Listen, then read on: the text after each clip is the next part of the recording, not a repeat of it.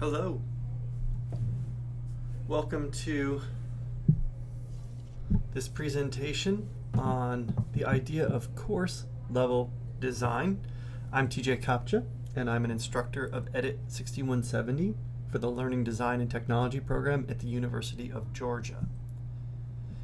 Note that written transcripts of this video presentation are contained in the notes section of the PowerPoint document for the presentation. So, what is a course? Well, hey, I found out too late that Latin's a dead language. Glad I spent 4 years of my life studying that. But check this out. The word curriculum has its roots in Latin, which means the course of a race.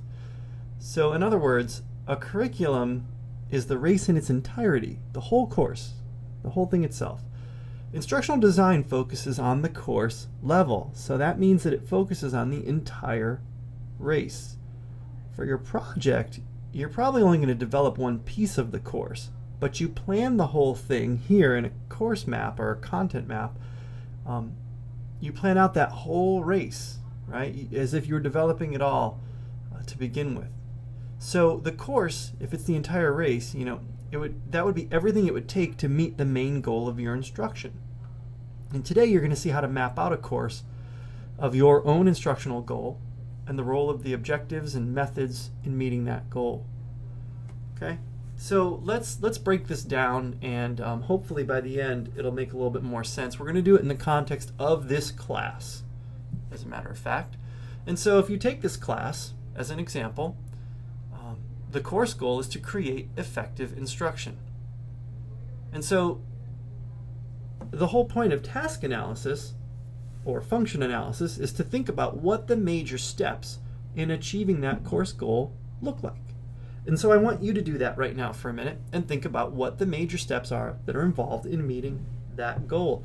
I discussed them in a previous video segment called What is ID? What is Instructional Design? And so that might help you. Thinking back to the other video asset that we've looked at this semester about what is a needs assessment, that might help you as well. So if you want to pause this and take the time to write out 5 or 6 steps that you think it would take to create effective instruction, I encourage you to do that.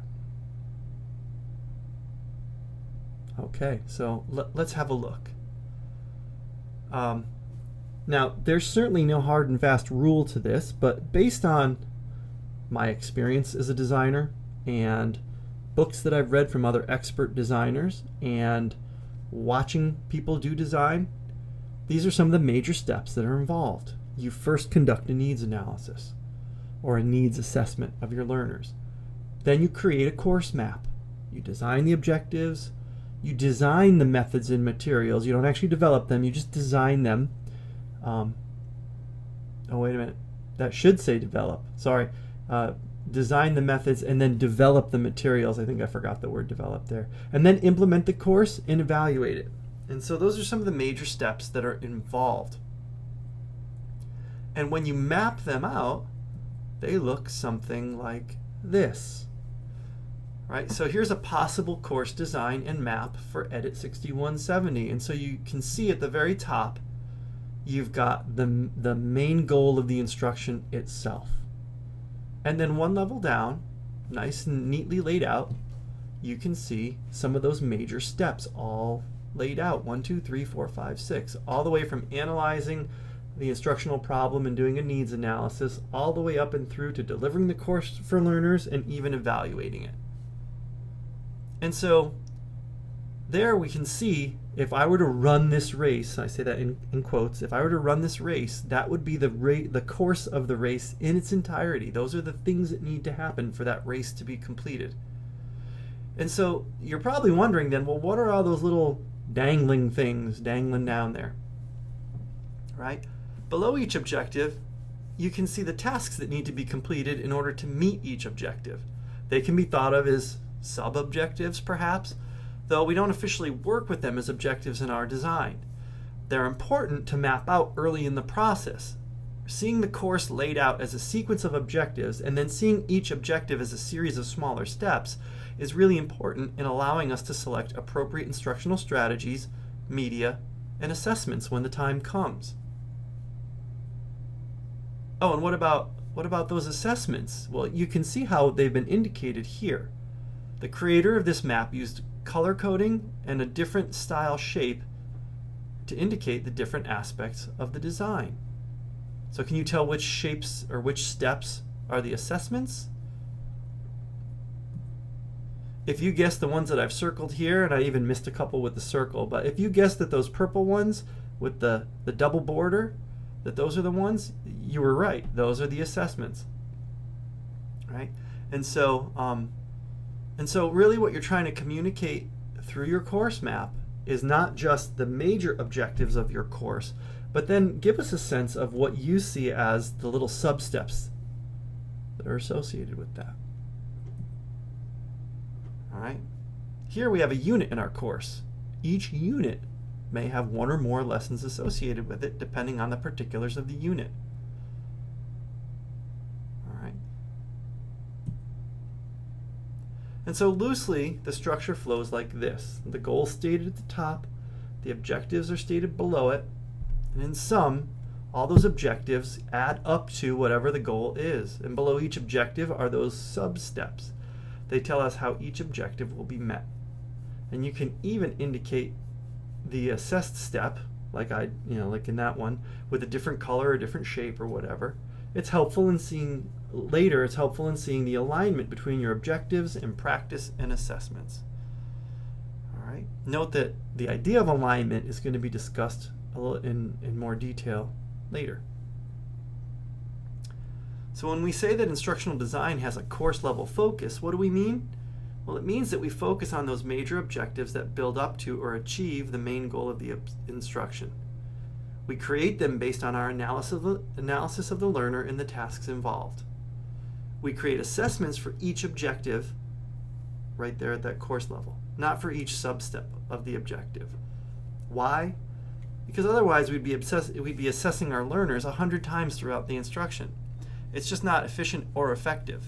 Assessing them at each major objective for the course is far more important, effective, and efficient. And so you're probably thinking, wait, where did all those little steps come from? And you know what I like about that question? I like that I asked it. That's a great question. And so if you go back to your task analysis or your function analysis, that helps you build the guts of your content or your course map. There's no single correct way to do it. What probably happened was you observed someone, an expert, or talked to an expert, or read what an expert had to say, and there's a lot of little things that are all associated with it, and you as the designer have to make a choice about what are the major steps, and then what are the important things that are associated with each of those major steps, right? You have to figure out what flows best and what makes the most sense, and I'm going to have my own opinion about it, and that's why we're going to work together so that we can learn to do good design together. So go give it a try. Surprise yourself. Surprise me. Right? And if we bring this idea back to the idea of running, well, if the course is the race in its entirety, a lesson then might look like one of the major accomplishment points in the race. Right? That might be how you get to that. So if this were a 10K, for example, a lot of runners talk about how around the third mile, you sort of have this breakthrough. You stop feeling tired and lethargic and run down, and all of a sudden you get this more euphoric feeling. You get into this other mode of running, one that can carry you through the final 2 miles or so. So that might be one way to conceptualize a major point in the course of that race. And so everything up to that point might be a lesson or a couple of lessons. Right? Something like that. A lesson, though, is like each of those points, all the little points together, and you get a race. Right? Pull all your objectives together, and what do you have? A learning course. So I hope the analogy was helpful. Think about that a little bit, and we can talk about it more in class.